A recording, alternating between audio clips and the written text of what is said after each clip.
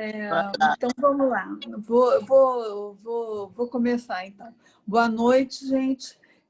Hoje é o nosso segundo encontro da série Os Clichês da Psicanálise, no qual buscaremos, elucidar alguns dos principais... Neles, né, nos clichês da psicanálise, buscaremos elucidar alguns dos principais clichês. Como dissemos no primeiro encontro, desse semestre, né? Buscando extrair do que se banalizou como clichê, muitas vezes incompreensíveis, né? Buscando os seus fundamentos psicanalíticos, os fundamentos da própria doutrina, né? Da psicanálise, né? Hoje nós recebemos as nossas colegas da EBP e da MP e do ICP também, Maria do Rosário do Rego Barros e Maria Silvia Hanna, para tratar, né, justamente do clichê "a mulher não existe", que é um dos clichês mais espinhosos da psicanálise, vamos dizer assim, né? Ele se soma, faz série no senso comum com a inveja do pênis, né? Que ficou já tão célebre como nas críticas à psicanálise, né? E faz série com a primazia do falo, e tantos que têm a aparência de reduzir a mulher e a feminilidade a uma espécie de antessala do falo, né? Ou uma imperfeição do falo, né? Uma interrupção, uma falha do masculino. Nossos colegas nos trarão o seu esforço em elucidar esse mal-entendido e apontar eventuais contradições e, assim, resgatar das controvérsias fundamentais em torno do tema que marcaram a história da psicanálise. Aí é imensa, né? A presença dessa questão nas evoluções da psicanálise, nos desdobramentos da psicanálise, nos desvios também, né? Enfim, foram controvérsias muito fecundas, né? Com a contribuição de diversas analistas mulheres, né? Como a Helen Deutsch e outras, né? Vamos tentar, então, né, essas nossas colegas vão tentar um pouco elucidar esse mal-entendido e pontuar eventuais contradições e, assim, resgatar das controvérsias fundamentais em torno do tema o que está em jogo para nós, a partir dessa afirmação, né? A mulher não existe. Enfim, aí eu passo a palavra para o Rosário e, a seguir, Maria Silvia nos trará seu comentário.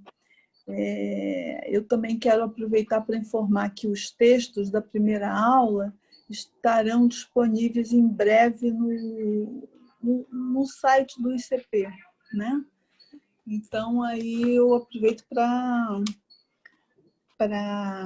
passar a palavra para Rosário agora, tá? E depois nós teremos os comentários da Maria Silvia e aí a discussão com o público, né? Com os alunos, os participantes aqui desse nosso encontro, né? Rosário. Oi. Oi. A bola está com você agora. Eu agradeço o convite de Cristina, que me fez retornar aos textos freudiano e lacaniano, né? Que são muitos. E para lidar com essa questão, como você disse, nem sei qual foi o significado que você usou, foi espinhosa, não sei qual foi. Foi espinhoso mesmo. Exatamente. Essa questão espinhosa que é... Valendo o duplo sentido com falo, né? Espinhos e... espinhosa, e que é interessante porque ela desacomoda. Toda vez que a gente volta a essa questão da mulher, eu acho que produz um desacomodamento, tanto nas mulheres como nos homens, né?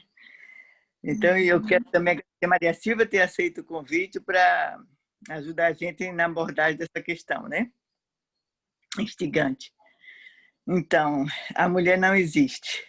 Eu vou aqui ler, falar, vou ver como é que vai sendo e você pode me interromper quando quiser.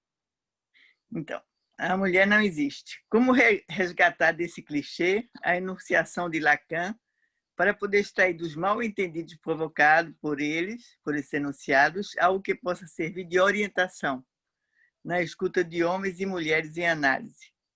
E também poder ver como esse aforismo de Lacan encerra algo que pode nos orientar nos impasses que encontramos na vida familiar, social e política de nossa época, envolvendo homens e mulheres. Então, eu acho que trabalhar esse aforismo é bem-vindo aí para nós, na escola, no instituto, porque ele, como é que pode extrair dele uma orientação também para as questões familiares, políticas que se apresentam em nossa época. Então, essa afirmação de Lacan, a mulher não existe, se encontra no final do seu ensino. Ela pode gerar desconforto e críticas se lemos essa frase desconectada das elaborações de Freud e da retomada por Lacan dos textos freudianos, a partir do que ficou como questão, como enigma para o próprio Freud. O que me orientou na leitura e na escrita foi de poder detectar e saborear a forma como Freud teve de deixar em aberto essa questão, de trabalhar e deixar em aberto.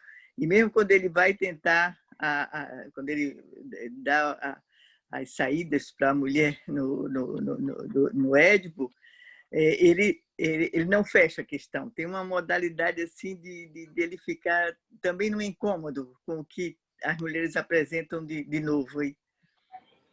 Então, a partir do que ficou como questão, a sexualidade feminina foi tema de um grande debate, como o Cristiano já falou, de Freud com seus alunos e alunas. Ele estava sempre na expectativa que dissesse alguma coisa a ele, que ensinasse alguma coisa a ele. Esse debate eu não tive tempo de retomar todo, mas é um trabalho para a gente fazer.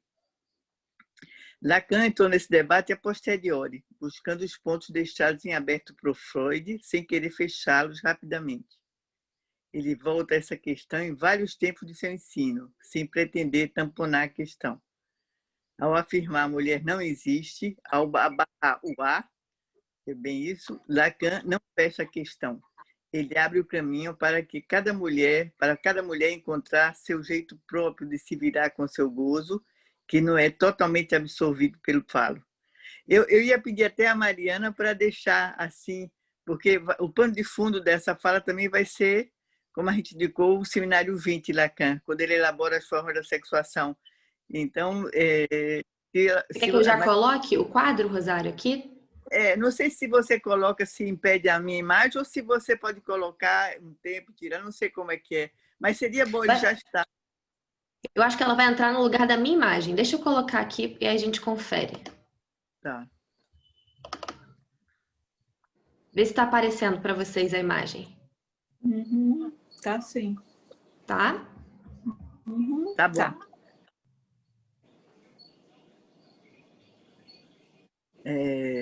Tá bom. Então, retomar. Se as pessoas anotarem, depois não precisa tanto, né? Mas, enfim. Então, retomar esses pontos deixados em aberto por Freud ajuda a localizar como ele próprio, Freud e Lacan, foram sendo empurrados a avançar em suas elaborações para poder lidar com o enigma da mulher. Na escuta das pacientes mulheres, aparecia o enigma que elas eram para si próprias em relação à sua sexualidade e a forma como se viravam para lidar com essa questão. Escolhi trabalhar com você algumas das questões que foram empurrando Freud e, em seguida, Lacan a fazer seu percurso, nada linear, até chegar ao enunciado "a mulher não existe". Então, a mulher não existe não quer dizer que as mulheres não existam, mas que elas só podem ser localizadas como tal, uma a uma. Isso é bom dizer logo de saída, porque já quebra esse mal-entendido. Hoje mesmo eu estava dizendo a uma prima minha que eu ia falar sobre esse tema e ela já estranhou e ficou muito incomodada com essa frase. Então, a gente vê que ela causa um impacto.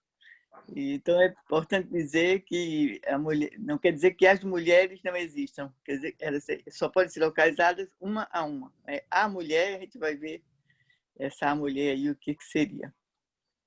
Então, destaco duas questões que acompanharam Freud. O que é uma mulher, ou o que é uma mulher, e o que é um pai. Está em jogo nessas perguntas o artigo indefinido, uma mulher, um pai, e não o artigo definido, a mulher ou pai.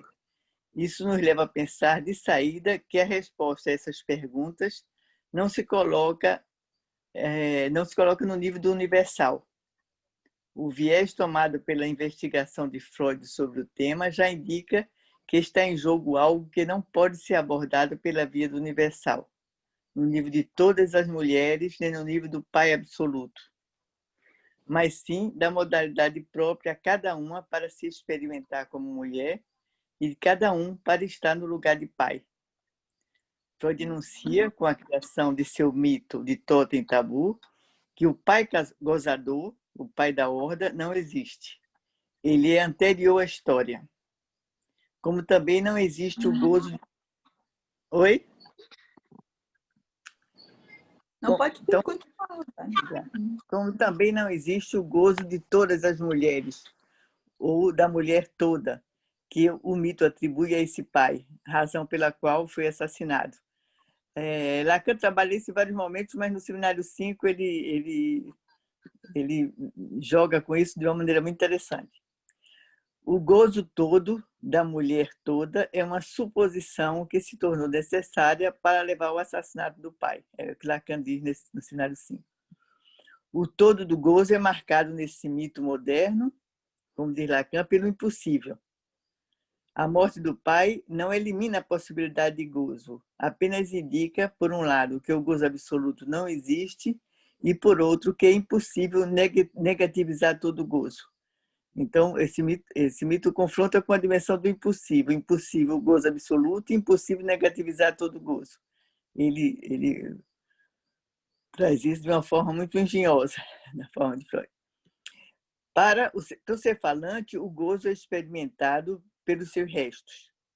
O assassinato do pai, que marca o início da história no mito freudiano, dá o acesso dos homens às mulheres uma a uma. Podemos extrair da leitura desse mito que as mulheres entram fazendo limite a qualquer pretensão ao todo por parte do homem. Ler os elementos do mito freudiano dessa forma nos ajuda a situar o que Lacan escreve do lado masculino das formas da sexuação. Então, vocês têm aqui o lado masculino, na parte de cima, e diz para todo X, para todo X, sua inscrição na função fálica, ou seja, todos eles submetidos à castração.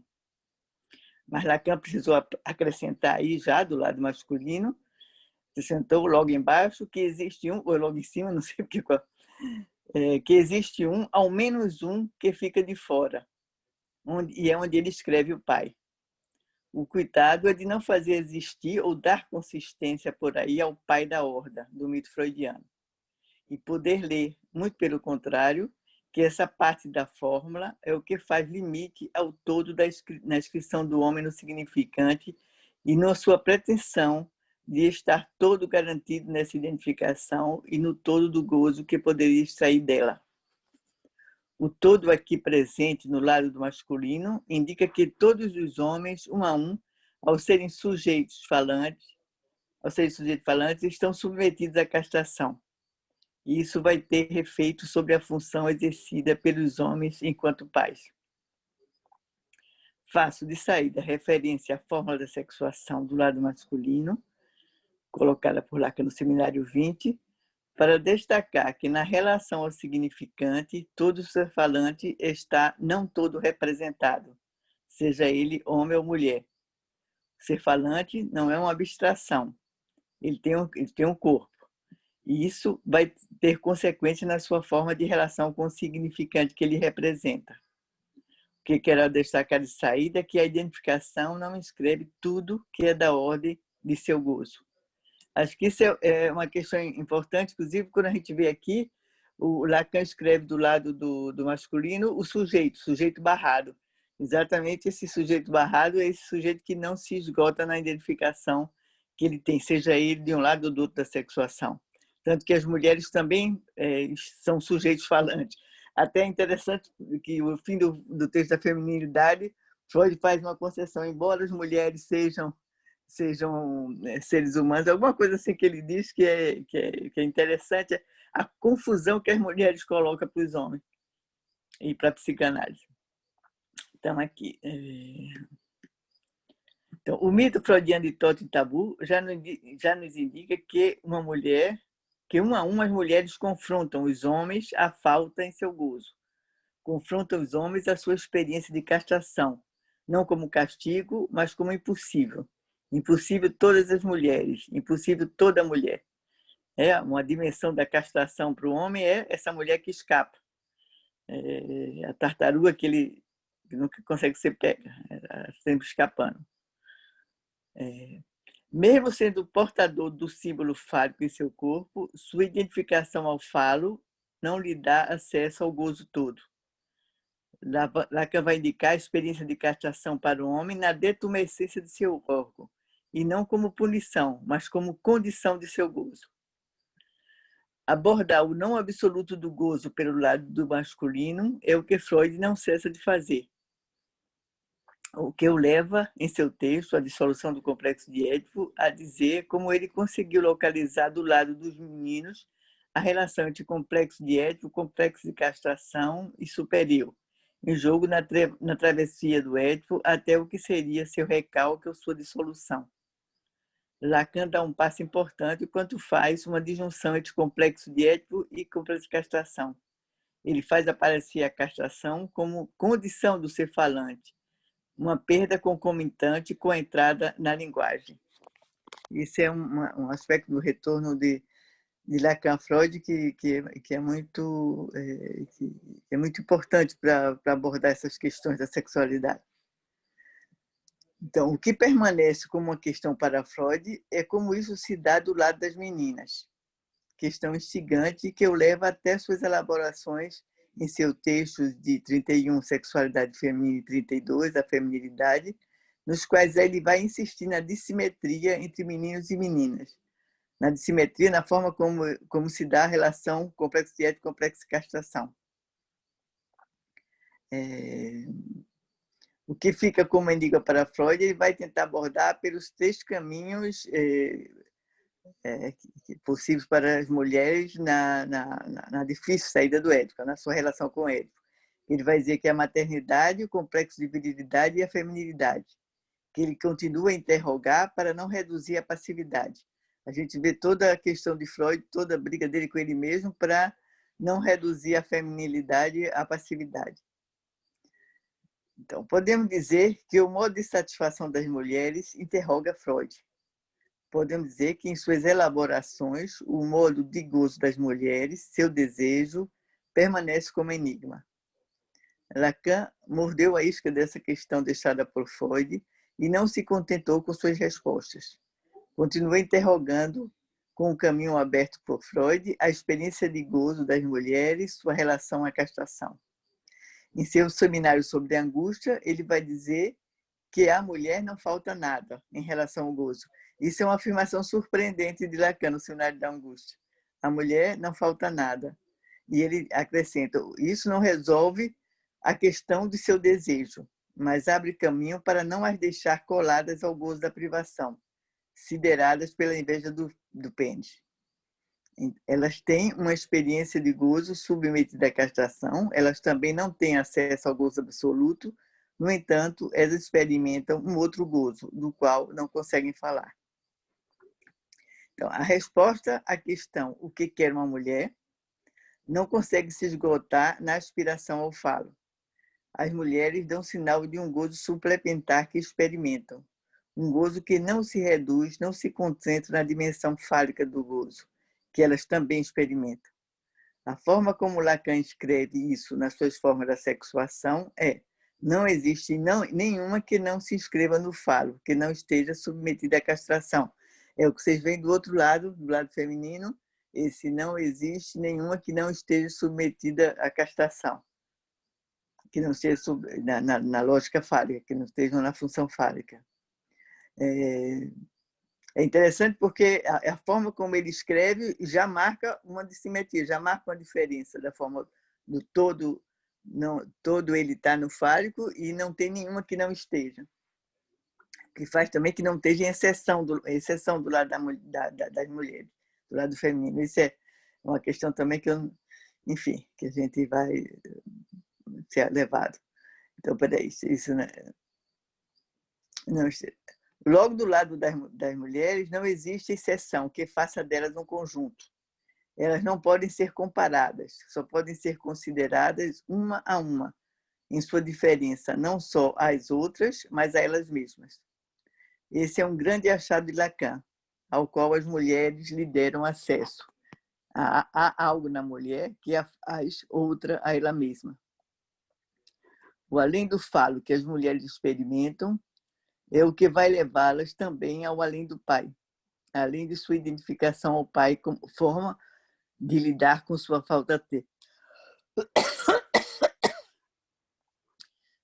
Freud percebeu que a ameaça de castração nos meninos produz uma ruptura na sua relação de engano com a mãe para ir buscar no pai o traço de identificação que lhes permite assumir sua virilidade.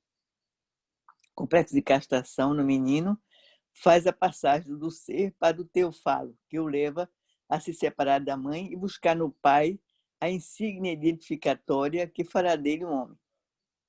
Ele guardará no bolso para usá-la posteriormente, como objeto sexual fora da família.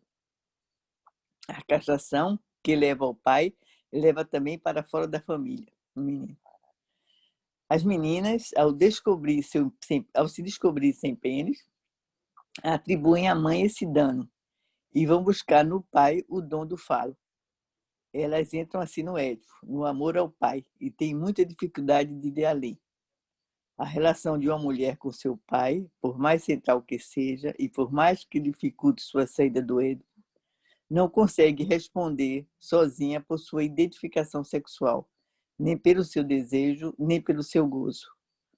O além do Édipo, além do pai, constitui um problema para as mulheres, mas é o que leva a uma elaboração a mais. Freud sempre apontou que era necessária essa elaboração a mais, embora até seu texto sobre a feminilidade tenha sustentado que o Édipo nas mulheres se estende por um tempo indeterminado e só é abolido tardiamente e de forma imperfeita. Então, a decepção com o pai acontece um dia ou outro para as meninas, para as mulheres, por não poder receber dele o que resolva sua questão como mulher. Há aí uma encruzilhada de caminhos. Retorno à mãe, na busca de uma consistência para sua identificação feminina, ou consentimento com o fato de que a mãe não tem a resposta e que ela terá que encontrar seu modo singular de se experimentar como mulher, de experimentar seu gozo não todo concentrado no que busca do lado do falo. Na mãe, só poderão encontrar o arranjo feito por ela para se situar como mulher e que de alguma forma só vale para ela mesma. Isso na melhor das hipóteses, porque é nesse retorno à mãe que se joga as várias mulheres, as várias modalidades de devastação mãe-filha. Então, esse retorno à mãe, quer dizer, o Freud fala de uma longa período de ligação à mãe nas meninas, que ele descobre, né? Quer dizer, que também faz a dissimetria com os meninos, e tem esse outro momento de decepção com o pai, onde os meninos voltam a buscar na mãe uma consistência. E aí todo o que elas vão encontrar ou não vão encontrar, que diálogo vai ser possível com as mães para que isso não gire em uma devastação mortífera, né? Isso é um programa de trabalho já, devastação mãe-filha. Agora, a questão que fica, então, é de como cada uma vai encontrar seu caminho para além do falo e poder experimentar um gozo não todo, que as torna outra a elas mesmas. Ao dizer a mulher não existe, Lacan abre caminho para as mulheres se pensarem uma a uma, sem precisar ficarem escravas da disputa fálica com os homens e sem bloquearem para elas mesmas a experiência de um outro gozo suplementar, que as torna outra a elas mesmas. Insisti 2 vezes nisso, vamos ver o que vai dar. Então, O que é uma mulher? Deixar essa pergunta aberta é o que dá margem à invenção de cada mulher em seu caminho, além do Édipo, além do pai, além do falo. Então, a mulher não existe, não, aqui voltar, a mulher não existe não só porque não tem um significante que represente no simbólico o vazio, a fenda que ela carrega em seu corpo, como diz Lacan no Seminário sobre as Psicoses, mas porque é essa falha mesma que lhe dá acesso a outro tipo de satisfação não simbolizável pelo significante do falo, e não simbolizável no significante. Isso aí que não faz com que ela possa ter um significante que represente ela. O que convoca, uma, a navegar, a se arranjar com o gozo fálico e o gozo não todo fálico, que a torna outra a ela mesma. Tendo sido marcada pela castração como todo ser falante, ela traz à tona um elemento a mais, um diferencial que a faz não só diferente do homem, mas diferente dela mesma.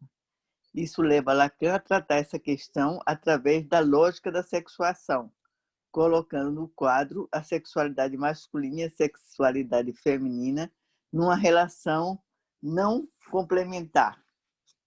Impossível de fazer do encontro entre os dois. Não, então, isso aí, posso voltar a explicar melhor o que está no quadro e tudo, mas, de qualquer forma, o que esse quadro dá a ver muito eloquente, muito forte, é essa não complementariedade, esse impossível de fazer no encontro entre os dois sexos. Você vê que essas setas que estão nessa parte de baixo indicam esse desencontro, indicam essa não complementariedade. Não há relação sexual, é o que se extrai dessas formas da sexuação, o que não quer dizer que não haja o encontro entre os sexos. Mas para que ele possa acontecer, será necessário consentir com a não equivalência entre os parceiros nesse encontro. Ao consentir com a não equivalência, se dará lugar ao sintoma. O encontro que consente com a não equivalência será sempre sintomático e, como tal, fará suplência à não relação sexual. Então, aqui eu já deixei para o debate, mas a gente pensar o que faz, isso foi uma questão sempre que me instigou ao ler Lacan. Lacan faz essa referência à não equivalência no seminário sobre o sintoma. Então, ele fala da dissimetria e da não equivalência. Ele acrescenta, através das formas da sexuação e da sua elaboração do sintoma com TH, alguma coisa que não é só a dissimetria, mas a não equivalência. É uma outra lógica, é uma outra relação com o gozo que está em jogo aí. Seguindo a indicação de Freud no seu texto sobre a feminilidade, podemos dizer que o sintoma é uma espécie de tecelagem, de forma de trançar os fios que servem para velar e desvelar o que a mulher não é e o que o homem não tem, o falo. O que dá lugar aos recursos de mascarada ou de semblante, se a gente pode dizer, usados por cada um. É interessante o que vai ser do lado da mulher que preciso velar que ela não é, e do lado do homem que ele não tem. Não é por ter o falo que o homem, não é por ter o pênis que o homem tem o falo. Então essa dimensão do não ter é também o que faz limite para o homem e do não ser para a mulher. A noção de não equivalência aponta para duas lógicas diferentes, de um lado e de outro da sexuação. A lógica do todo e do não todo, que coloca os parceiros em modalidade de gozo e em posições diferentes em relação ao gozo. Não há uma equivalência em relação ao ter, não ter, que produziria uma complementariedade, um encaixe, ou uma disputa sem fim. A relação ao ter não se dá da mesma forma para os parceiros do encontro sexual amoroso que consentem com um arranjo sintomático. Então, começamos com o aforisma "a mulher não existe" e terminamos com a não relação sexual. Espero que tenha dado para perceber em que um tem a ver com o outro.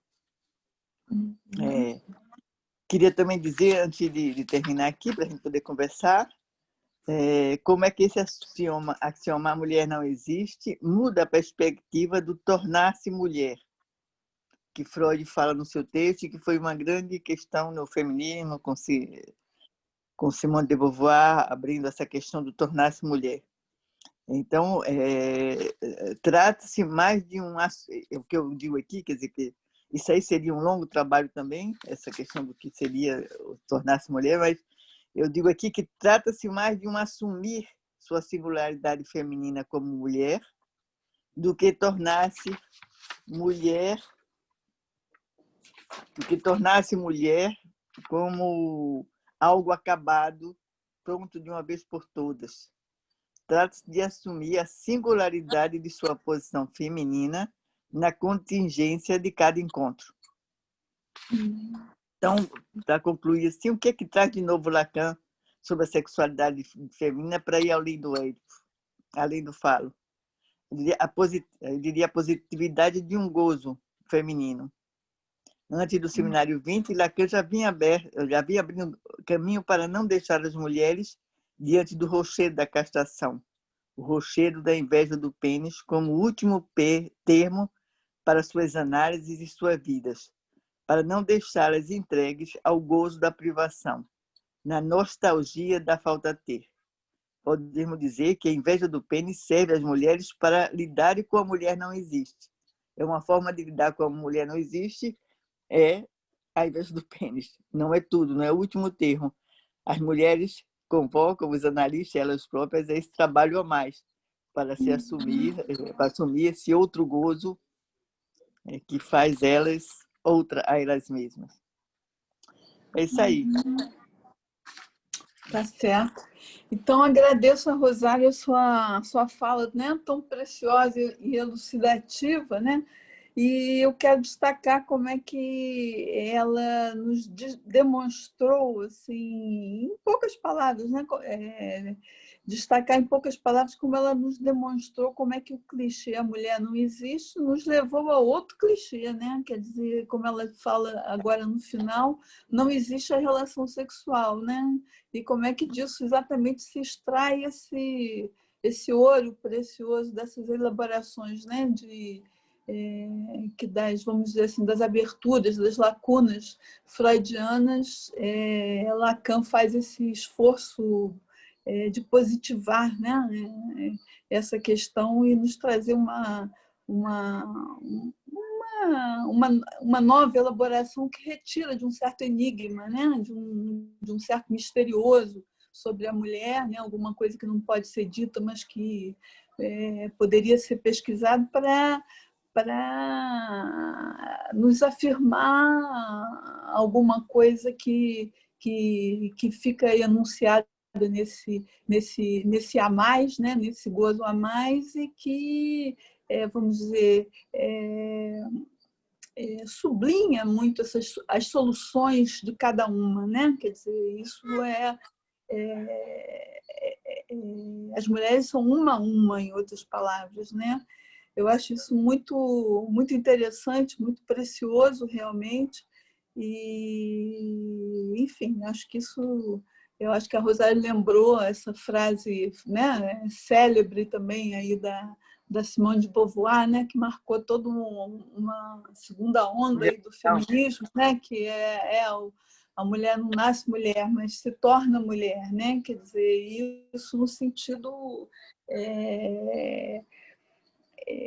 não no sentido assim de tornar-se como um esforço a se fazer equivaler ao homem, né? A se falicizar, em outras palavras, né? Ou marcar um feminino de forma positiva, mas alguma coisa que termina por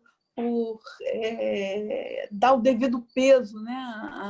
A contingência, as soluções de cada uma, né? Quer dizer, o se fazer mulher aí é um pouco encontrar o seu jeito aí com esse a mais, que não tá restrito ao todo universal do falo, né?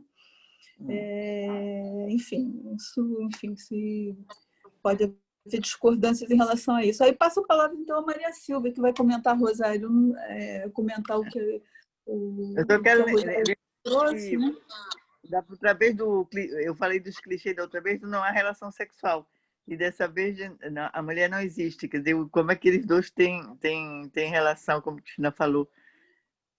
Isso é algo que a gente não pode esquecer, que os dois estão diretamente ligados. Diretamente ligados, exatamente. Uhum. Tá certo. Passa a palavra então a Maria Silvia, que vai nos trazer seus comentários. Bom, boa noite a todos. É um prazer hoje estar aqui com vocês. Eu acho assim, a iniciativa de comentar os clichês, né? Que eu fui ver um pouco, porque a gente tem uma ideia do que é um clichê, mas eu fui buscar no dicionário e a palavra clichê, ela provém das artes gráficas e define um texto ou uma imagem impressa, né, por um processo especial, estereotipia ou fotogravura. Então, este trabalho, né, proposto, né, pelo ICP, justamente me parece que conectar essa imagem impressa que diz a mulher não existe com o contexto de elaboração como a Rosário fez de uma maneira muito interessante e inclusive com contribuições bastante próprias, me pareceu. Então, agradeço, em princípio, a Cristina por ter me convidado a estar aqui e poder partilhar com todos vocês esta circunstância. Bom, então, como eu disse, Rosário nos apresentou um texto interessante e esclarecedor que permite entender o que está em jogo nessa afirmação produzida por Lacan nos anos 70, né? Como vimos, ela lembra e recorta várias perguntas já formuladas por Freud, o que é uma mulher, o que ela quer, o que é um pai, que permitiram delimitar no campo da sexualidade aquilo que era tido como o mistério do feminino. Então, as mulheres, desde a história, desde o início da humanidade, muitas vezes foram situadas como perigosas, as mulheres são malignas, bruxas, loucas, destemidas, né? Lembro que Freud não encontra no psiquismo nada pelo que o sujeito se pudesse situar como ser de macho ou de fêmea, né? Portanto, não há um significante que diga isto, sou homem ou sou mulher. Nessa abordagem, a sexualidade, nos diz Lacan, se instaura no campo do sujeito por uma via que denominamos de falta. O mito do Édipo, sua estrutura articulada à castração, tal qual Rosário demonstrou, é a forma como Freud elabora a identificação sexual e a escolha do objeto. Toda essa elaboração destaca um gozo, o gozo fálico. Então, até aí, com Freud, nós chegamos até essa elaboração. Assim, para Freud, a menina, falo, percorre um caminho para poder desembocar em sua transformação em uma mulher. Como já foi dito, vou repetir também, porque eu acho que a gente também repetindo revê, né? Não se nasce mulher, torna-se. O que essa frase dita por Simone de Beauvoir, mas retomada a partir da psicanálise, porque Freud demonstra que não tem um significante que possa dizer, né, o ser de macho e o ser de fêmea. Então, esta é uma discussão antiquíssima. A primeira que foi assim muito brava foi entre Freud e Ernest Jones, né? Ernest Jones defendia, né, a ideia bíblica, né, de que já se nascia menina e menino, né? Então ele partia justamente de outra coisa, e que a fase fálica era simplesmente uma fase de defesa frente a isto, né? Mas, como a Cristina citou, inúmeros analistas se dedicaram a trabalhar este assunto. Até porque a psicanálise nasce, né, ou é originada a partir justamente de todo o sofrimento das mulheres, né, em relação à própria sexualidade. É somente por volta dos anos 70, então, que Lacan aborda o gozo retomando o mito do pai da horda primitiva, deixando demonstrado, como a Rosário nos disse, que o gozo não é absoluto. Ele não pode ser negativizado, mas ele é fragmentado.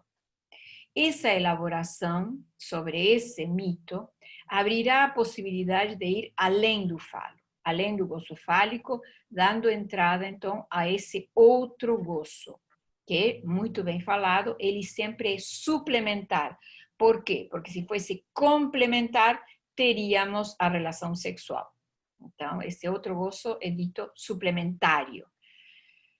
Mas a mulher não existe? Como assim? Parece um contrassenso. Tem tantas mulheres no mundo, poderíamos dizer. À primeira vista, é um absurdo esta frase. Essa afirmação, a mulher não existe, só pode ser demonstrada logicamente através da fórmula da sexuação, tal como Rosário apresentou. Do lado do homem, temos a exceção, o que faz do conjunto dos homens um conjunto universal. Do lado das mulheres, não temos a exceção, como ela disse, e aí, então, se gera o quê? Se gera o não todo, não toda mulher. Né? Bom, deixa eu ver o que mais aqui, deixa eu ver... Bom, lembremos então que, digamos, todas estas fórmulas se escrevem, né, os que estão submetidos à castração, os que, digamos, dizem, aquele que diz não à castração, né, e aqueles não todos castrados, ou não todos sim à castração. Essa situação, né, de ser não toda, no caso da mulher, sujeita à lógica fálica, lhe dá a condição de acessar esse outro gozo que eu já disse. Então, esse gozo é um gozo sem limites nas mulheres, né? Assim como no caso do falo, ele é localizado até no corpo, né? Bem localizado. Nas mulheres, não, no corpo não é bem localizado. E é algo que Lacan vai conectar em vários momentos de seu ensino com a loucura feminina. Isso nos faz, a nós mulheres, um pouco loucas, um pouco excessivas, um pouco perdidas, e isso pode nos assustar e assustar os homens. Né? Então, para Lacan dizer a mulher não existe, faz com que o tornar-se mulher seja uma escolha forçada de uma particularidade. Que particularidade é essa? É a relação com o modo pelo qual o gozo afeta o corpo feminino, sem nenhum órgão específico que venha a responder a isso. O orgasmo clitoridiano, que se colocou como equivalente ao gozo de um pequeno pênis, né? Mas esse orgasmo clitoridiano ele se descompleta ao chamar ao orgasmo vaginal, ao pedir o orgasmo vaginal. Portanto, o orgasmo fica deslocalizado, afetando o corpo. Não há uma representação unívoca aí do gozo. Então, essa representação unívoca perturba o corpo, afeta a posição feminina. Deixa eu ver aqui. Então, por exemplo, no gozo masculino, a castração, temos a parada dada pela detumescência. No gozo feminino, se dá de forma descontínua, aos saltos, a uma mais. Né? Bom, pergunto a Rosário, algumas coisas assim que me surgiram. Podemos continuar a falar à luz das fórmulas da sexuação, tornar-se uma mulher. Seria isto uma construção, um sintoma com TH, uma invenção que caberia a cada uma? Acho que ela já disse um pouco, mas eu queria que ela falasse um pouco mais. Por isso, dissemos que as mulheres se contam uma a uma. E os homens também podem ter acesso a esse gozo, né? A esse outro gozo. Diga um pouco, então, mais, Rosário, se puder, sobre como podemos nos servir, que foi tua proposta inicial, dessa elaboração para nos orientar na experiência clínica, na experiência psicanalítica. Né? E, por último, se você considera que a formulação desse gozo, além do falo, pode vir a enriquecer os movimentos políticos que reivindicam outros lugares para as mulheres. Ok, foi isso. Obrigada. Obrigada, Marisa. Obrigada. Rosário, você prefere responder agora a Maria Silvia, desdobrar um pouco antes da gente abrir para o público? Eu posso Tá. Sobretudo as formas da sexuação que Marisa botou e que eu acho que é importante para voltar um pouco, né, do que as perguntas de Maria Silvia sobre o qual foi, a questão da clínica, como a gente se serve desse outro gosto. Anterior, você né? falou tornar-se mulher, né? Essa dimensão do tornar-se mulher. Sim.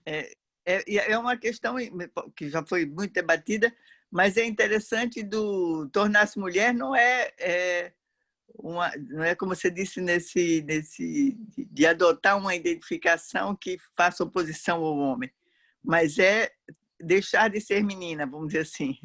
É mais um tornar-se mulher, é um trabalho longo das mulheres para separar desse lugar da menina, dessa menina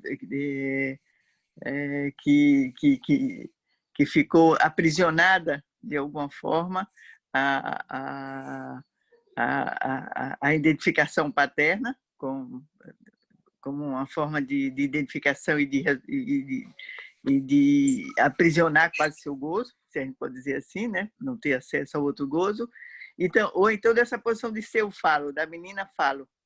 Então, ser mulher tornar-se mulher é todo um trabalho de separação do ser e do ter, o falo, para se colocar numa relação aberta a articular o gozo fálico com o outro gozo. Acho que o tornar-se mulher é uma forma, como você disse, é uma forma de sintoma, uma forma de arranjo. Acho essa ideia do arranjo interessante. É uma forma de se arranjar com essas duas possibilidades de gozo que concernem a ela pela sua dimensão corporal. Não se reduz à fisiologia nem à anatomia, mas essas não deixam de ter um lugar, como você bem lembrando, é diferente ter um pênis, é diferente de ter uma vagina e um clitóris. Então, agora, o que nesse arranjo da mulher entre o gozo fálico e o gozo não todo fálico, também aponta para um arranjo para não colocar em oposição o gozo clitoridiano e o gozo vaginal. Isso é uma grande questão, muitas vezes, para as mulheres, como se tivesse que passar de um para outro, negar um pelo outro. E o arranjo da mulher entre o gozo vaginal e o gozo clitoridiano também é uma construção dela, quer dizer, é uma descoberta dela, é uma invenção dela, não uma oposição entre um e outro. Aí, o que faz com que a mulher não seja que o sexo da mulher não seja uma inferioridade, uma precariedade, um diminutivo do sexo do homem. Acho que isso é importante. Ter um clitóris, uma vagina, não é não ter um pênis. Não é, quer dizer, não ter um pênis, mas não é uma inferioridade em relação ao pênis, é uma diferença. É um esforço nosso para fazer isso. Não é inferior, mas é diferente. Embora isso requer, historicamente, foi exigido muito trabalho em torno disso, para tirar as mulheres desse lugar, né? Que ficou marcado de uma certa inferioridade, né? E que teve repercussão em vários, no lugar dela no social. Quer dizer, as mulheres não votavam. O dia que a gente estava lembrando, quer dizer, o primeiro movimento feminista foi pelo voto da mulher, foi por conquistas sociais da mulher, para que ela pudesse entrar de outra forma nesse universo, não concentrando nela uma inferioridade, que o seu corpo marcaria. Então, acho que essa é uma das consequências, né? Outra coisa, voltando um pouco à forma da sexuação, que a Mariana pode colocar aí, essas formas da sexuação, elas dão a ver como é que essa dimensão da mulher como outra a ela mesma. A gente vê do lado da mulher, você tem um abarrado e uma seta que vai na direção do significante da falta do outro e outra seta que vai na direção do falo, que está do lado do homem. Então, é interessante como do lado da mulher, pela essa forma de gozo que ela experimenta no corpo não localizada, como Maria Silvia marcou, uma forma que pode se infinitizar, uma forma de gozo que não tem a baliza que tem no homem, que é a detumescência, que é um alívio, a detumescência, o gozo tem fim. Na mulher, não tendo nenhum lugar para marcar essa detumescência, elas ficam capturadas por um gozo que se infinitiza. Então, mas por isso que é importante no arranjo feminino que cada mulher tem que fazer esse desdobramento dela entre o gozo fálico e esse outro gozo. Esse outro gozo que está lá sem significante, a falta de significante, o significante do outro barrado. Então, o que é diferente, o que exige da mulher um desdobramento entre esses dois gozos, do lado do homem, que a gente vê uma divisão subjetiva. Então, o homem é um sujeito dividido. Todo ser falante é um sujeito dividido. As mulheres também estão desse lado. Mas o fato de o gozo, da modalidade de gozo dele, fazer dele não todo no fálico, apesar de ter o pênis, apesar de ser portador do falo, ele não é todo. Ele vai buscar, ele precisa ter uma falta, que ele vai buscar do lado da mulher. E da mulher como objeto. Então, essa mulher objeto é aquilo que... A mulher como objeto, que às vezes é uma coisa tão difícil para as mulheres, mas elas serem tomadas por objeto por um homem, quer dizer, não todas, mas nos detalhes do seu corpo como objeto, dá o valor delas poderem ter um lugar na falta deles. É o sinal que eles captam da mulher para ter um lugar no desejo deles, no gozo deles, indica que eles não são todo. Eu acho importante, engraçado, eu depois fiquei pensando que eu comecei a falar do lado do masculino, porque não sei se é uma questão pessoal, mas para me situar como mulher, preciso situar também a falta do lado do homem. Então,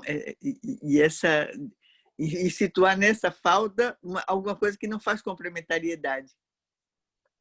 Então, a mulher não coincide com o objeto. A mulher, no A barrado, ela não é igual ao objeto. Ela não é igual ao que o homem vem buscar nela, mas ela pode se emprestar nesse lugar e nesse lugar ela é desejada pelo homem, porque esse lugar não é só o que faz o todo do homem, mas é o que faz a falta do homem, o que marca a falta do homem. Então, eu acho importante sublinhar isso das formas da sexuação, o sujeito dividido do lado do homem e a mulher desdobrável do lado da mulher. E o A barrado, quer dizer, a mulher desdobrável do lado da mulher. Ela é desdobrável entre esse gozo suplementar, esse gozo sem limite e o gozo fálico.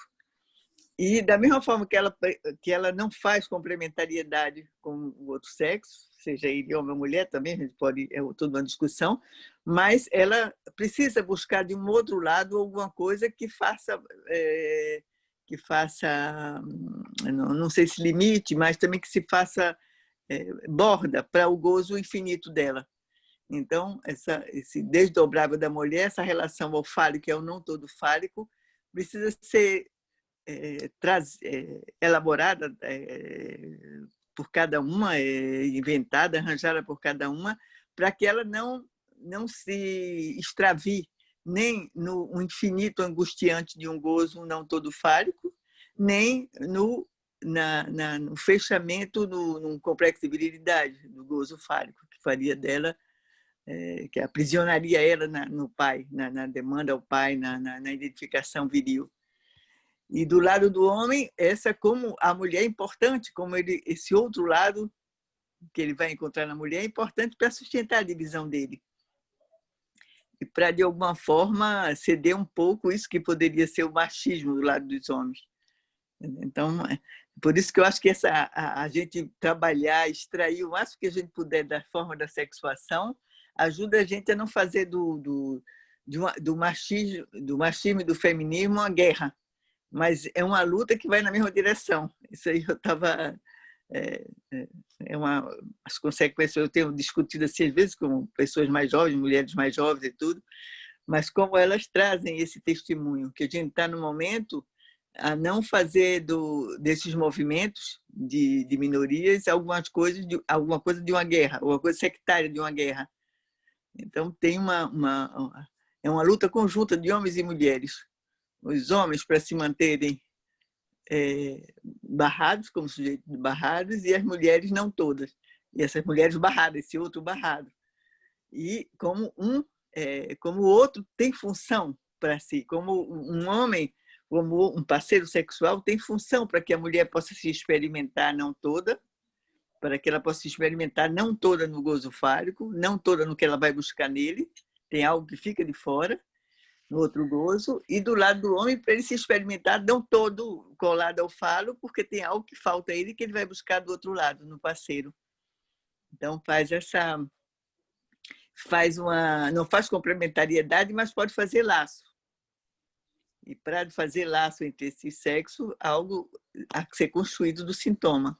Isso que Lacan chama sintoma com TH, que é todo um programa de trabalho e de estudo para nós, assim, aberto. Rosário, estava pensando, enquanto você falava, que justamente essa oposição, né, entre homens e mulheres, essa luta, muitas vezes que chega quase à morte, né? Temos esse caso estranhíssimo dessa semana passada que voltou à tona, dessa mulher que, enfim, adota 52 filhos e acaba matando o marido, né? Incitando a morte, né? Então, justamente essa dimensão mortífera desse goza, né? Justamente seria para aquele que recusa enfrentar a originalidade da feminilidade, da posição feminina, que é esse não todo, né? Porque aí se estabelece uma coisa assim, uma luta fálica, né? Só fálico, né? Dessa loucura, né? Dessa mulher que termina fazendo desse homem um traste, como ela disse, né? Seu pai é um traste, né? E manda matar Mas o que eu acho que é importante a gente situar, meu Deus, é uma coisa que eu volto sempre e estou sempre na pesquisa, é que a mulher, ao fazer disso, a mulher fazer isso, ela fica também, vamos dizer assim, ou tendo que substituir do lado dela o todo fálico, o todo poder, o machismo, trazendo para o lado dela o machismo, ou ela termina sendo totalmente, vamos dizer assim, absorvida ou perdida ou desviada, sei lá, esse não todo do gozo, que é muito angustiante para a mulher. Então, eu acho que os dois lados perdem nessa guerra, porque a gente vê como é preciso, nessa parceria com o outro, com o diferente, com o não equivalente, alguma coisa que faz borda, que faz limite, que faz sustentação da falta e que sustenta o desejo para além da mortificação, que seria o masoquismo feminino, ou para além do mortífero do lado do homem, que seria o poder fálico que anula a presença da mulher. Enfim, acho que a gente tem muito a aprender ainda e tirar daí para não cair nos impasses da nossa época, que a gente está constantemente confrontado com eles, né? Tem vários, isso aí abre um terreno enorme, esses enunciados, não há relação sexual, não, a mulher não existe, e o sintoma com TH, abre todo um campo para a gente voltar à clínica, voltar, por exemplo, a questão da mãe e do pai. Quer dizer, a mãe fica do lado do todo. Então, como é que é importante a relação, com uma relação que faça essa mãe não todo, que lembre que essa mãe é uma mulher. E lembrando que ela é uma mulher, indique que o filho não é tudo para ela.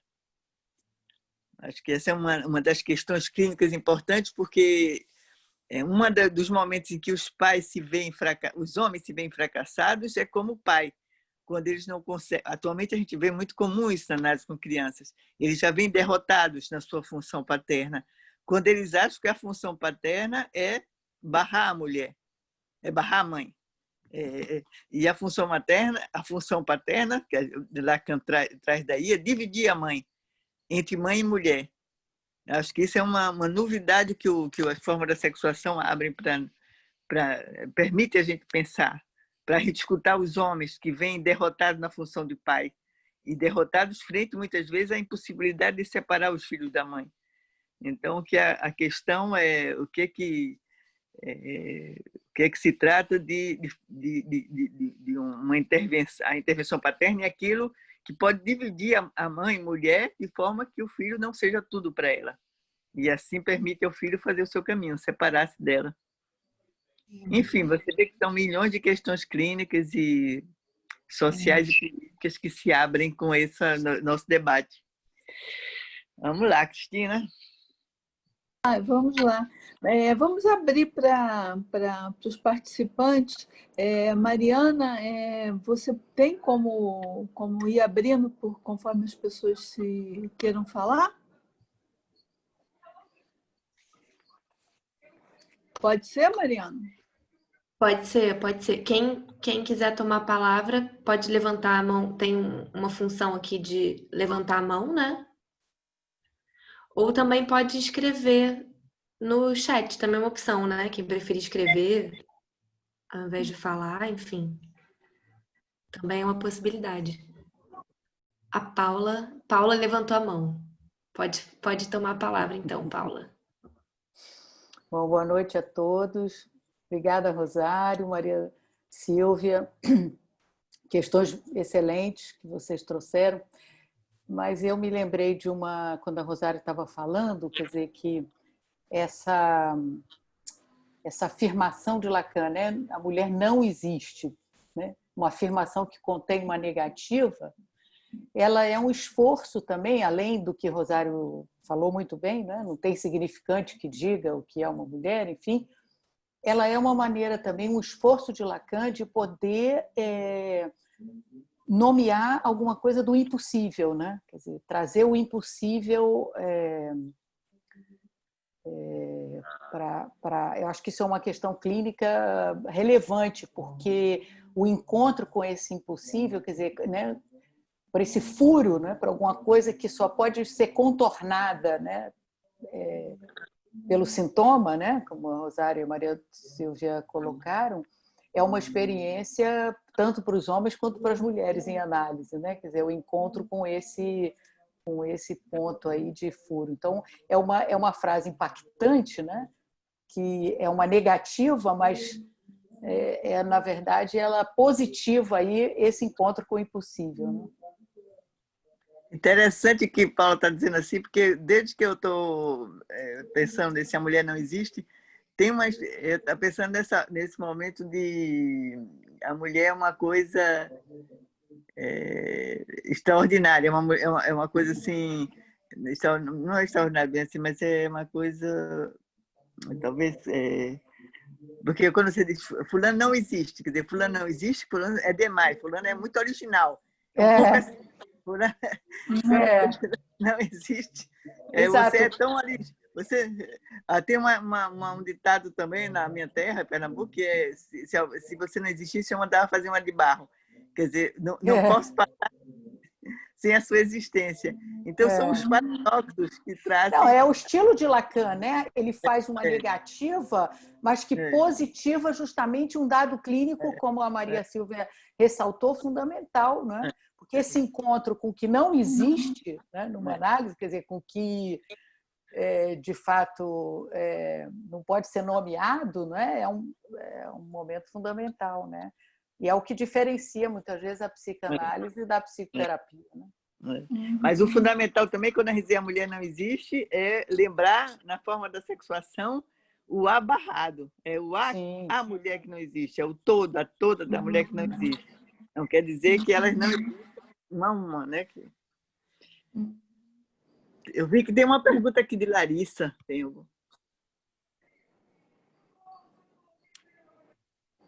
Larissa, pode falar, Larissa.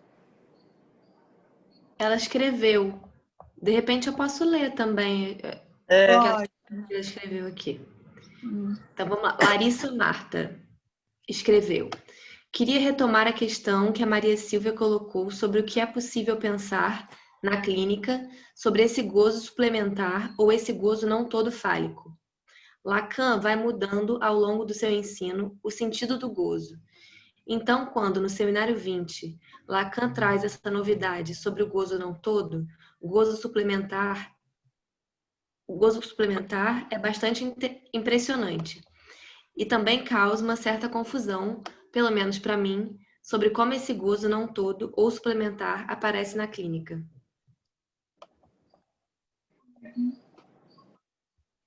Uma colocação dela. Para quem a pergunta? Ela retoma uma questão da que a Maria Silvia colocou, né? Eu acho que foi... Eu posso falar um pouquinho, depois, Rosário, se você quiser, fala. Eu estava pensando aqui algo que Lacan coloca no Seminário 11, né, em relação a esse momento onde os significantes vão se concatenando e tem como denominador comum o falo. Nesse sentido, o sentido fálico está em jogo, o gozo fálico também está em jogo, né? Mas o analista justamente vai apontar, vai tentar atingir o fora de sentido. E aí, nesse fora do sentido, ele vai além do falo. Então, aí aparece algo disso que nós estamos falando, né? Nesse outro gozo, né? Que, por outro lado, esse fora do sentido, a gente estava até trabalhando em outros espaços, eu acho que foi no Seminário de Orientação Lacaniana, justamente operar com fora de sentido, operar com esse gozo além do fálico, é o que diferencia a psicanálise das psicoterapias. Não sei, me ocorreu isso, Larissa, mas eu acho que podem ser ditas outras coisas também. Eu queria falar uma coisinha também. É o seguinte também, eu queria só fazer uma observação a respeito dessa frase, né? Desse outro, vamos dizer assim, clichê, que com o tempo se tornou um clichê, mas era uma afirmação impactante, né? Era até uma espécie de enfim, a maneira como a Simone de Beauvoir enunciou, né, um capítulo, né, anunciou o capítulo que né, não se nasce mulher, torna-se mulher. Como é que isso encontra, de alguma maneira, não é tão oposto, né, mas assim, hoje em dia é possível a gente reconhecer como é que se encontra um pouco a frase de Lacan, né, da mulher não existe, né, que foi enunciado um pouco depois, porque ela também pode ser entendida, né, no sentido de que não só negativo, né, de que não se torna mulher no sentido de que ela decai, ela se deprecia, né, ela que poderia ser um homem, né, no sentido em que a civilização valoriza aí o universal masculino, mas que ao tornar-se mulher, quer dizer, há uma valorização aí desse devir, né,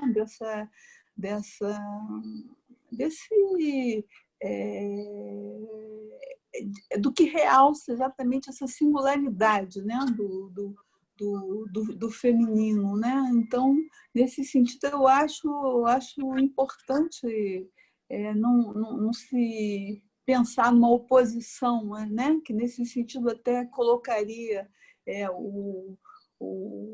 a psicanálise em contraposição ao feminismo, né? Pelo menos esse feminismo desse segundo momento, essa chamada segunda onda dos anos 50, 60, né? Então eu acho interessante pensar nisso, assim, que já está aí uma questão sobre o que é isso de se tornar, né? De se tornar mulher, né? De buscar uma solução que é singular, né? Que é para cada uma, né? Algumas, por exemplo, como foi colocada, abdicando de ser mães para poder ser só, para poder se dedicar a algum ideal, alguma militância ou alguma atividade profissional, né?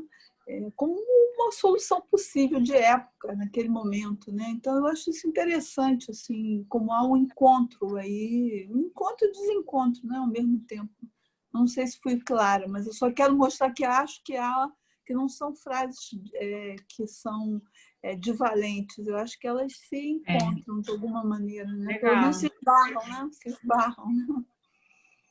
Legal, Cristina. Eu queria voltar um pouco ao assunto dos sintomas de nossa época, um pouco que a gente encontra em relação a muitas mulheres, que é esse aspecto dessa luta, né, pelos direitos, essa coisa de, bom, lava um prato, você lava um prato. Já devem ter ouvido falar, se eu cozinho, você cozinha, né, tudo como se fosse assim uma igualdade, né, tentando eliminar justamente isso que é não todo e que está para os dois sexos de alguma maneira, né? Mas a questão da solidão das mulheres, né? Eu não sei se em todas as épocas as mulheres viviam muito sozinhas, mas não só mulheres, também os homens, né? Mas eu acho que mais mulheres, né? Têm mais dificuldades de entrar nas relações amorosas, né? Hoje isso é uma coisa bastante frequente, que as pessoas até procurem a psicanálise para saber um pouco disso, né? Sei enfim, eu lancei um pouco esse tema porque tem a ver com os sintomas, né? Que tem a ver com uma forma de repente, não querer muito se haver com esse outro gozo, esse gozo suplementar, esse gozo que nos faria meio loucas, né? Por ser E muito ao mesmo tempo uma certa decorrência do um a um, né? E a solidão feminina tem uma correlação também com o fato de que esse feminino empurra para alguma coisa que não é recoberta, né? Apanhada pelo falo, né? Então é um a um, né? Tem aí alguma coisa que seria preciso condescender, né? É interessante como a gente tem que reler o Tornar-se Mulher, né? O atualizar o Tornar-se Mulher, que a Cristina trouxe, que está insistindo, que é uma... se a gente vê a partir dessa discussão e da forma da sexuação, o Tornar-se Mulher é uma forma de, voltando à palavra, um arranjo entre o gozo fálico e o não todo fálico. Aí. Quer dizer, como a Larissa perguntou o não todo como aparece na clínica. Uma das manifestações da clínica é a devastação feminina. É importante a gente pensar como a experiência sem baliza, sem borda desse não todo, desse gozo ilimitado, é devastador para uma mulher. Então, eu me de um artigo da Marie-Hélène Bruce, que ela fala da devastação tanto do lado do fálico, do gozo fálico da mulher, quanto do não todo fálico. Como se, quando desgarra essas duas coisas, você pode viver uma experiência de devastação, uma experiência mortífera de devastação. Então, qual é a engenhosidade de cada dia das mulheres, uma a uma, né? Vão poder construir isso, vão poder assumir seu gozo fálico, assumir sua dimensão fálica de gozo, deixando a margem para esse outro gozo, sem querer fechar tudo do seu gozo no gozo fálico, deixando escapar uma coisa. Isso eu acho que é importante, escapar para elas mesmas. Quer dizer, a experiência do gozo não todo fálico na mulher é uma experiência de algo que escapa a elas, que pode ter em várias situações, mas que não reduz o desejo dela o desejo, o gozo dela a ficar toda concentrada nessa aspiração pelo que pode significar o falo para ela. Então, acho que isso pode ser dado com relação aos filhos, com relação ao homem, com relação a várias dimensões da vida. E é importante também que essa articulação do todo e não todo da mulher é também o que torna ela menos ameaçadora para os homens, no certo sentido. Porque tanto o lado fálico das mulheres como não todo fálico das mulheres assombra os homens. Então, tem algo que elas ficam menos perigosas quando elas próprias conseguem assumir esse arranjo delas como todo e não todo. E a mulher faz perigosa, o homem se sente como uma agressão, a destruição, e a não toda fálica como um extravio sem fim, como alguma coisa inapreensível sem fim. Então, nessa relação das duas dimensões, eu acho que a grande dica que Lacan deixa para a gente, mulher no século XX, XXI, daqui para frente, para poder não cair nas armadilhas de uma época, de fazer da diferença sexual, da não equivalência sexual, uma guerra, uma luta, e que não é fácil não fazer isso, porque a mulher realmente foi historicamente oprimida, foi historicamente descartada. Então, para entrar na jogada, é preciso um trabalho engenhoso de se fazer presente, não toda fálica, quer dizer, e não toda não fálica. Então, é um arranjo difícil, assim, mas, enfim, que a gente espera que possa ser feito. Eu já vi dizer que tem vários movimentos de homens, tem um feminismo, mas tem vários movimentos de homens se reunindo para trabalhar esse lado deles, de como eles lidam com a sua divisão, como eles também se descolam de um certo machismo, de um certo patriarcado que incidiu sobre a identificação deles, sobre a forma deles serem homens. Acho que isso é importante. Tem os homens ao modo Tiresias, né? Tiresias, lembram que foi condenado a 7 anos a ser mulher, né? Então, tem aqueles homens que, para se aproximar das mulheres, eles se aproximam de uma maneira meio como mulheres, como castrados, né? Então, e se fazem amigos das mulheres, se conversam muito com as mulheres, e tentam entendê-las, né? Tentam se aproximar, por exemplo, por essa via, ou seja, não só aos enfrentamentos, às guerras, né? Entre homens e mulheres, mas também tem esse tipo bastante frequente hoje em dia, né? Desses homens que se aproximam como castrados, né? É uma nova masculinidade, né? Quer dizer, não sei se é tão nova, mas é um jeito de sustentar uma masculinidade, né? Castrados, como castrados. Como castrado, exatamente. Chegar devagarinho, né? Eu não o sei homem se mais castrado ninguém também, às quer... vezes, é uma forma de se fazer desejar pela mulher, né? Porque também o homem todo também amedronta as mulheres.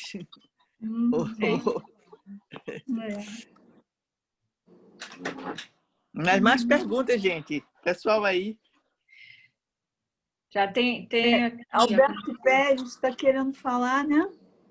Sim. Ele colocou aqui. Ele fez um comentário, depois chegou uma mensagem da Letícia, só que no privado aqui para mim, mas eu acho que talvez seja para eu ler também. Só me dá um ok se é isso mesmo, que ela mandou privado, mas eu tô achando que é para ser lida. O Alberto Pérez fez um comentário, retomando uma afirmação da Rosário sobre o feminismo. Não fazer do feminismo uma guerra, pois é uma luta conjunta, na mesma direção. Muito boa colocação de Rosário. Depois o Alberto fez um outro comentário. Não consigo deixar de pensar nessa mulher que, enquanto filha, não consegue retornar à sua mãe.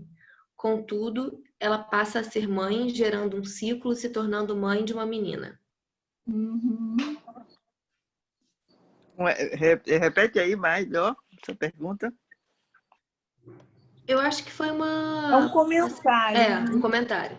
Não consigo deixar de pensar nessa mulher, entre aspas, que, enquanto filha, não consegue retornar à sua mãe. Contudo, ela passa a ser mãe, gerando um ciclo, se tornando mãe de uma menina. Interessante a pergunta. Quer dizer, o comentário pergunta, não deixa de ser uma pergunta. Pelo menos eu estou... Comentário aberto, né? É porque se... Gerando um ciclo, né? Que ele diz. Oi? Ele diz gerando um ciclo, né? Tem alguma coisa, né, que se transmite aí dessa mãe para a filha, né, que gera o ciclo, né? Tem talvez uma maneira de pensar isso seja o inassimilável, né? Alguma coisa desse que o Freud chamava desse rancor, né, que resta de uma filha em relação à sua mãe, né? Por não ter ele transmitido o falo, né? Mas enfim. Esse rancor pode ser um certo eco, né? Um certo eco desse além do falo também, né? Essa é uma pergunta que é bem interessante. É como é que o falo é transmitido por uma mãe que é mulher? Que é que... Porque se essa ideia de que a menina, voltando à mãe, não consegue encontrar a consistência do que é essa identificação, né, para ser mulher, mas a mãe faz o dom de várias o importante nessa volta à mãe é que a mãe não se arvore a saber o que é ser uma mulher para a filha, o que não quer dizer que ela não possa transmitir a forma como ela se virou com fala, a forma como ela escreve no fala, a forma como ela, por exemplo, dá brincos, dá colares, dá batom às filhas. A gente sabe que a relação das filhas com as mães são muito em torno disso, desses adereços, desses fálicos que servem para tratar a falta feminina, né, também. Então, acho que é importante saber como é nesse retorno à mãe. Importante que a mãe não queira saber o que é ser uma mulher para a filha. Ela não fecha o caminho da filha, a construção do caminho da filha como mulher. Mas certamente ela vai dar à filha testemunho, exemplo de como ela fez, de como ela se serviu e transmitir isso às filhas. Mas eu não sei se era isso que o Roberto estava trazendo, ou se tinha mais algum, ou se era nessa direção que ele estava querendo. Acho que era isso mesmo. Ele pediu para você comentar, você já comentou. Tinha pedido para você falar mais disso. Tem duas pessoas, tem uma pessoa querendo falar, eu acho que eu vou passar a palavra para ela, tem duas pessoas que escreveram, mas eu vou passar a palavra para a Luciene Costa, que levantou a mão aqui para falar. Oi, tudo Pode bem? falar. Vocês falaram das mulheres que escolhem não ter filhos, dos homens que se aproximam das mulheres de forma diferente, dessa quase guerra entre homens e mulheres. E as mulheres que se relacionam amorosa e sexualmente com outras mulheres, como é que vocês pensam esse aspecto da vida amorosa utilizando a teoria?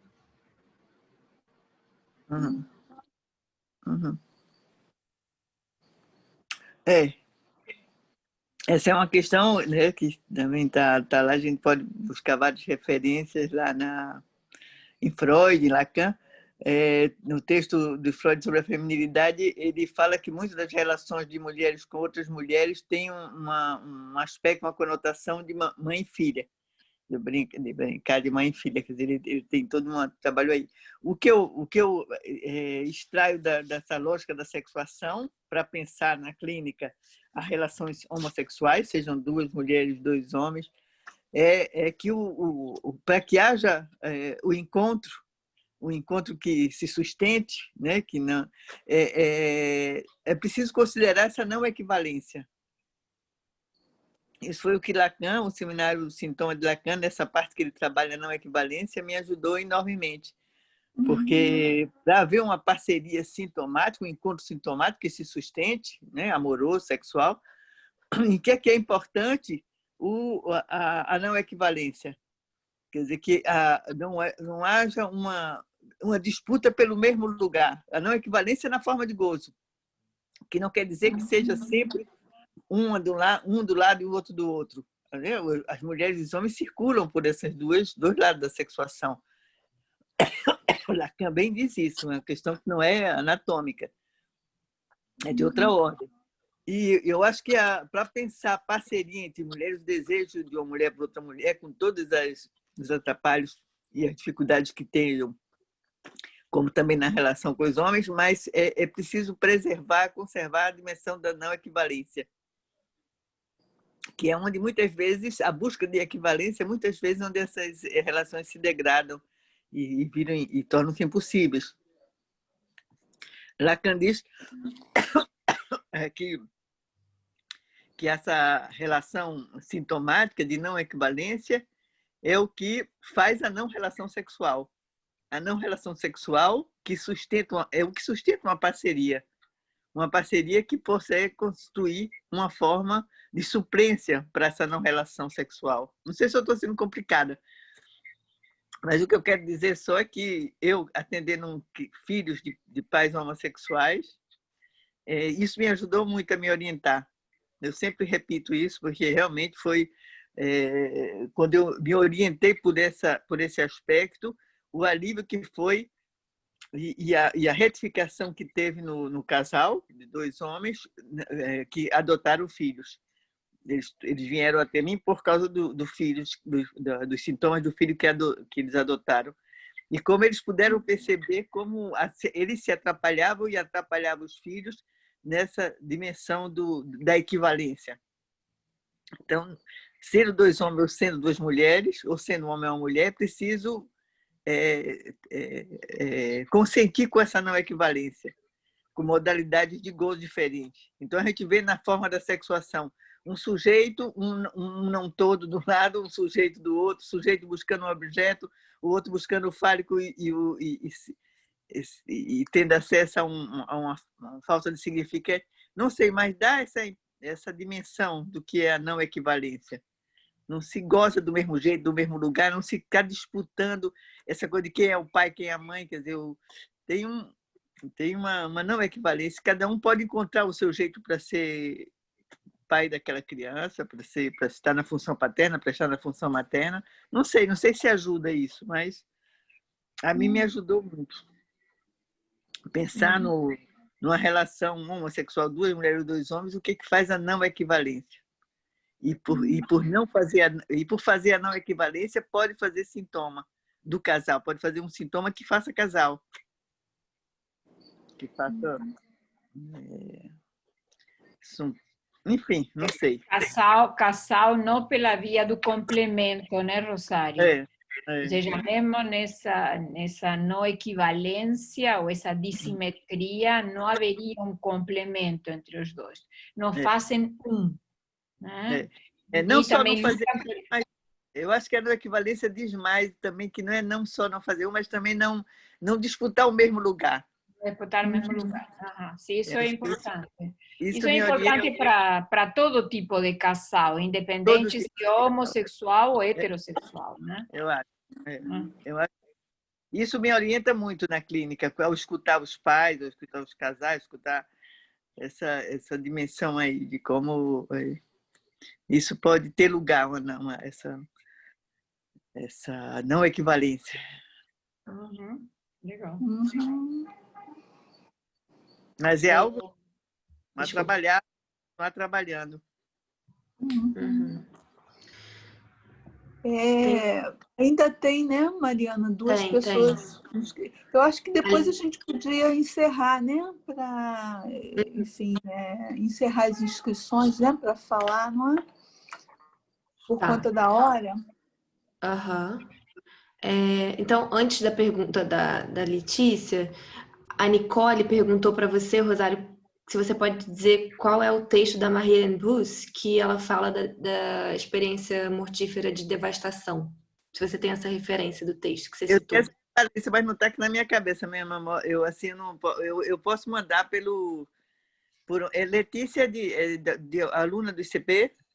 É Nicole Heroles que está fazendo esse pedido.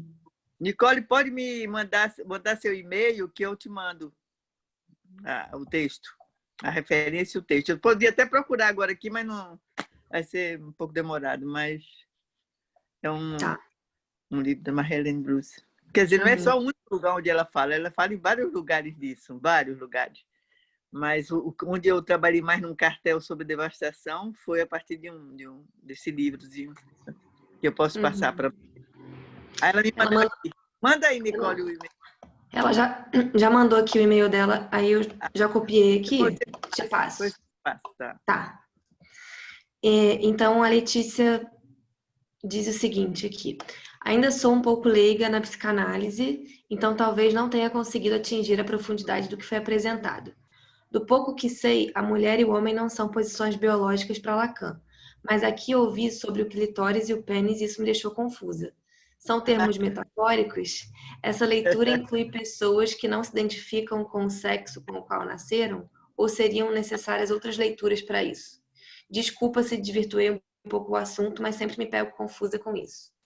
Muito bom. Deixa eu falar só um pouquinho que eu falei. Fui eu que introduzi o clitóris e a vagina. Mas é importante, digamos, não desconsiderar que há um corpo. Claro que não se trata do corpo biológico, porque esse clitóris e essa vagina estão totalmente tocados pelo significante, pela linguagem, pela perda do objeto, enfim. Mas não podemos desconsiderar isso que se sente, porque Lacan vai dizer, as mulheres sentem, mas elas não falam sobre isso, elas falam pouco sobre o que elas sentem, sobre esse gozo a mais, né? Esse gozo as sacode, né? As agita, mas elas dizem pouco disto, né? Não sei. Enfim, me ocorreu dizer isso, Letícia. Mas Rosário, de repente, tem alguma outra ideia aí? Não, eu acho que o difícil, nossa dificuldade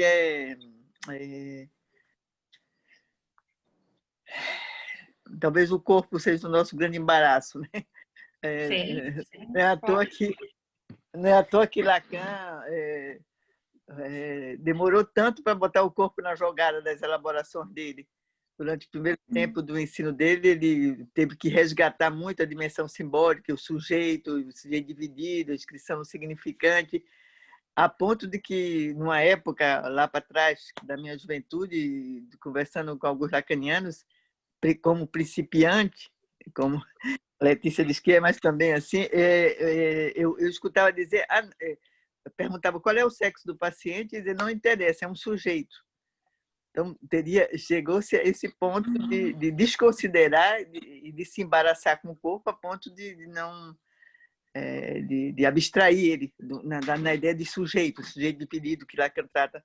Então, eu acho que o gozo é sempre um embaraço, e o gozo não se reduz ao corpo anatômico, nem ao corpo fisiológico, nem ao corpo gestual, nem o corpo da imagem, mas ao corpo, como Maria Silva diz, um corpo que goza. Não há possibilidade de falar de gozo sem se falar de corpo. E esse corpo tem uma diversidade enorme. Em cada corpo tem a sua diversidade. Cada um habita seu corpo de uma forma particular. E uma das particularidades do corpo é essa, ter ou não ter pênis, quer dizer, ter vagina, ter clitóris. Isso aí a gente não pode passar borracha nisso, né? É um dado assim.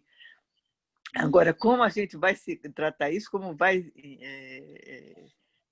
a partir disso abrir ou fechar suas possibilidades de gozo, suas possibilidades de identificação, é que é a questão. Então, acho que eu acho que a Letícia de alguma forma traz também, empurra a gente para a questão dos transexuais. As várias modalidades de você se sentir homem nascido no corpo de mulher, você se sentir mulher nascido no corpo de homem. Então, o que mostra que o corpo está lá, o corpo está coçando o sujeito a consentir, não consentir, a esperar outra coisa. A gente vê isso. Agora, o corpo, sobretudo, para a gente sair da anatomia, da fisiologia, a gente pensar o corpo como o lugar do gozo. Não existiria gozo sem corpo. E outra dimensão importante a considerar é que Lacan diz, você não é o seu corpo, você tem um corpo. Isso é outra dica muito importante de Lacan. O sujeito tem um corpo. Então, isso tem toda uma discussão nos textos. A Letícia, coitada, está cheia, não vamos confundir tanto ela. Deixar isso aí nesse ponto, Letícia, de pensar que não é reduzir o homem ao pênis e a mulher ao clitóris e vagina. Não é também desconsiderar que isso está lá. Mas é, sobretudo, levar em conta que o corpo e os detalhes do corpo e as condições, as características do corpo de cada um estão implicadas na sua forma de gozar. Tem efeitos na sua forma de gozar. Não só de se identificar, isso aqui é a questão, mas de gozar. Sim. Então, isso acho que, não sei se serviu para você abrir aí, para não fechar a sua questão, para deixar aberta a sua questão. Como é que... Nem Letícia. Eu acho importante isso de abrir as questões, ou seja, elaborar algo e reabrir, né? Eu estava lendo, de casualidade, estava folheando os escritos e encontrei uma frasezinha de Lacan em relação aos institutos da época, 1960, mais ou menos, onde ele dizia assim: ensinamos um saber que não pode ser predigerido. Isto que é interessante, quando o Rosário diz, não fechemos, retome sua questão, quer dizer, a gente precisa, cada um de nós, na nossa formação, ir trabalhando com os conceitos, manuseando, fazendo eles nossos, né?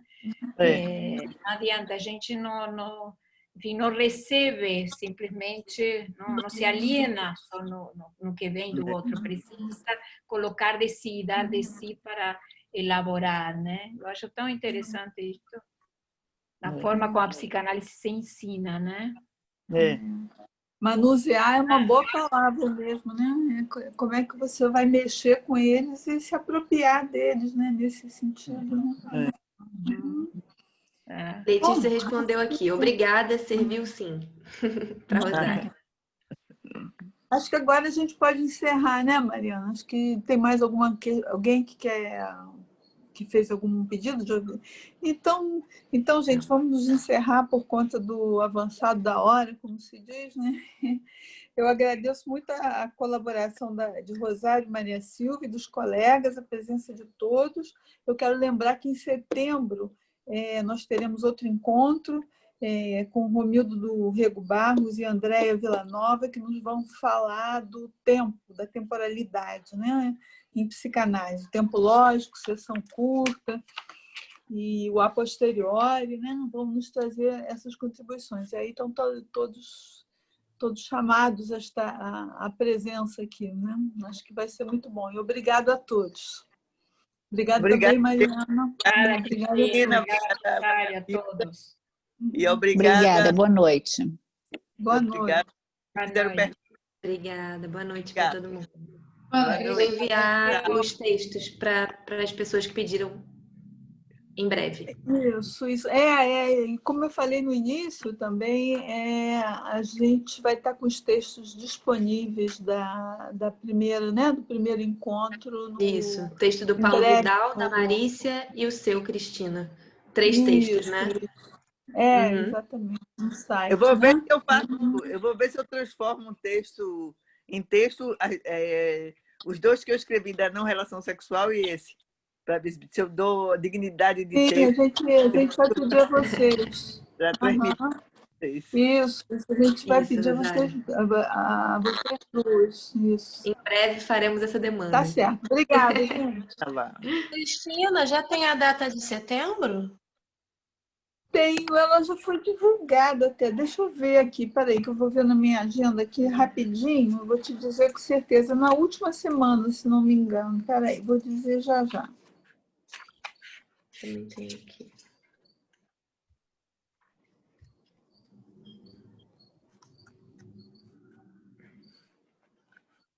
Peraí, gente.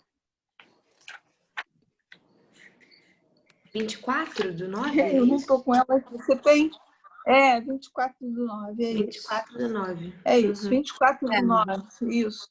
Aí a gente vai ter esse último não, depois nós teremos mais um que será sobre o dinheiro, a questão do dinheiro. Mas o próximo é o tempo. Tá certo.